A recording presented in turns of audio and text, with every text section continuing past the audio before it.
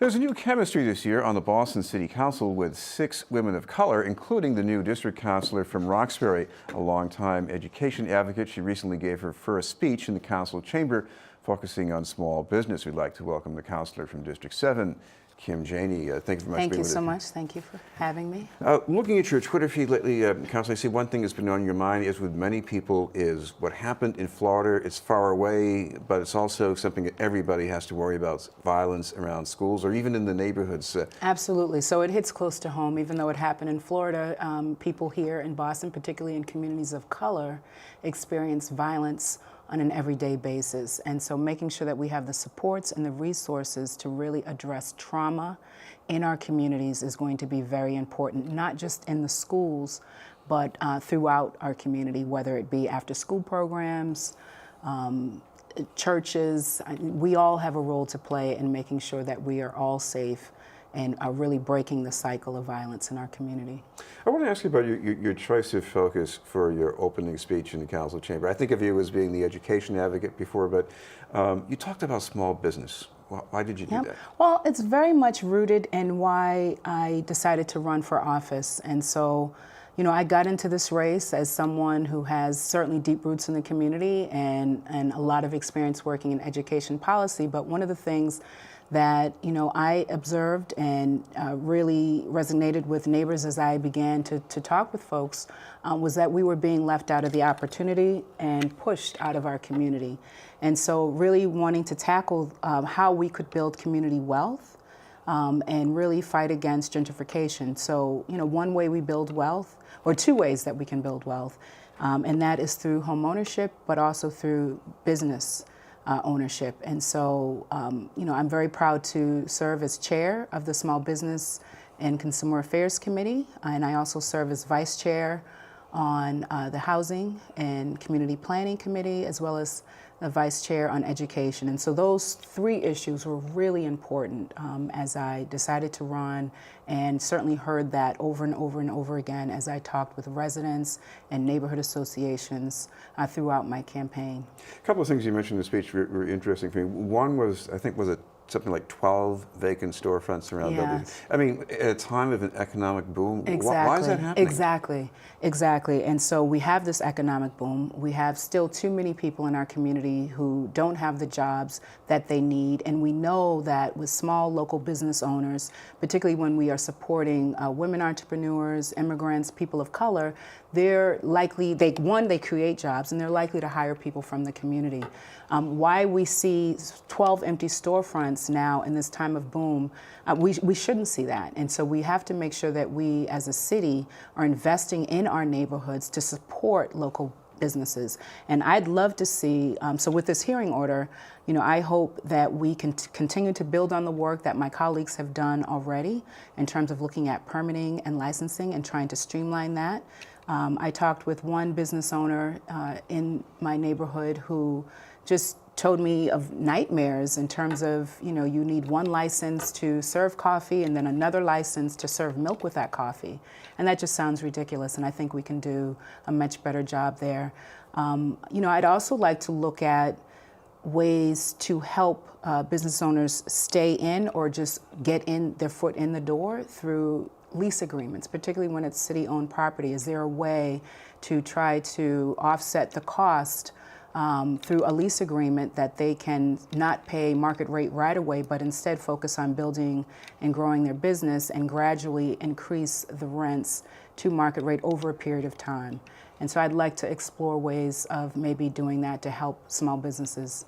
Do you see maybe a bigger role for nonprofits in this too? Because I imagine the market prices for space in Dudley Square must be going up if they haven't started already. Oh, they are. It is going up, and I think this affects everyone. So we know, you know, we're in a housing crisis, and we know that this certainly affects residents, but it certainly affects also entrepreneurs and nonprofits that are in the area. And I'd like for us to explore ways to help everyone stay in our community and not be displaced. I think people want to see development come, they want to see new businesses, but they don't want to be displaced. And it's important to make sure that we as a community have a voice in creating that vision that we want to see in our neighborhoods, and then that we are able to stay in our community as that vision comes to fruition.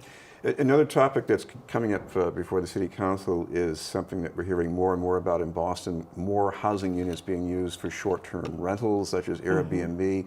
You've got big corporate people doing this, and you've got individual owner-occupants doing it. You've got a hearing coming up on this pretty soon, don't you? Yep, well, we actually had a hearing this week on Tuesday, and I'm glad you brought this up. This is something that I raised during my campaign that was kind of putting a squeeze on the housing market, and that is the short-term rentals. I think with this ordinance, one of the things it does is it recognizes that there are individuals who are trying to earn extra income by renting out a spare room in their home, whether it's a mom who has a child that is away in college, or an elderly couple who are now empty nesters and they are trying to pay off their mortgage. We need to protect those individuals.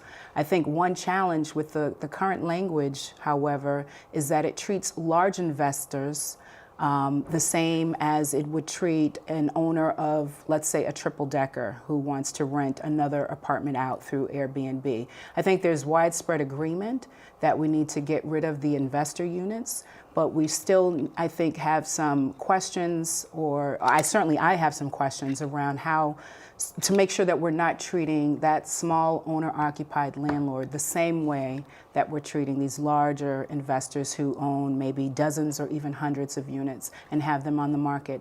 The other thing that I would say is it's important to make sure we're not creating an incentive to just continue to rent out to students. Obviously, our students in the city of Boston need housing. This is a college town, and we need to make sure that they're being taken care of, but we have to do it in a smart way where we're not creating an additional burden on our housing market.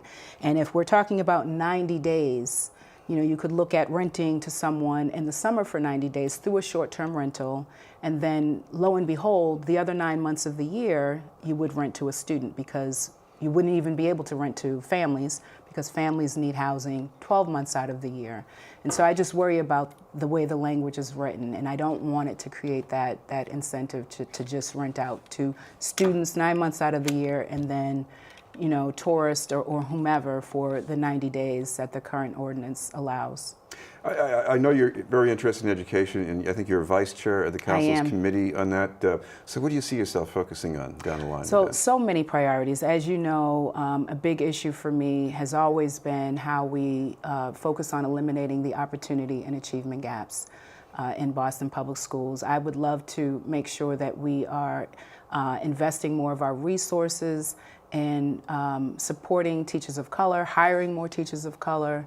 I'd love to see more resources dedicated to Madison Park High School, and making sure that, I had the pleasure of being there earlier this week. There was a wonderful event with the Painters Union, this partnership that they've created with the school that will really give our young people an opportunity to partner with the union and really see what that work is like and earn hours through an apprenticeship program. So I think that's great.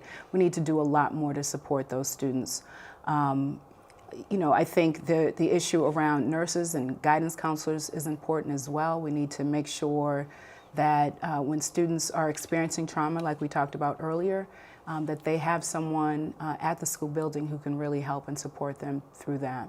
Thank you very much for being with us. Oh, wonderful. Thank you so much for having me. It was a pleasure. District 7 City Councilor, wonderful. Kim Janey. Off to see Black Panther. Yes, go. In a moment, you. how to get free help with tax forms and claiming some extra money from the federal government.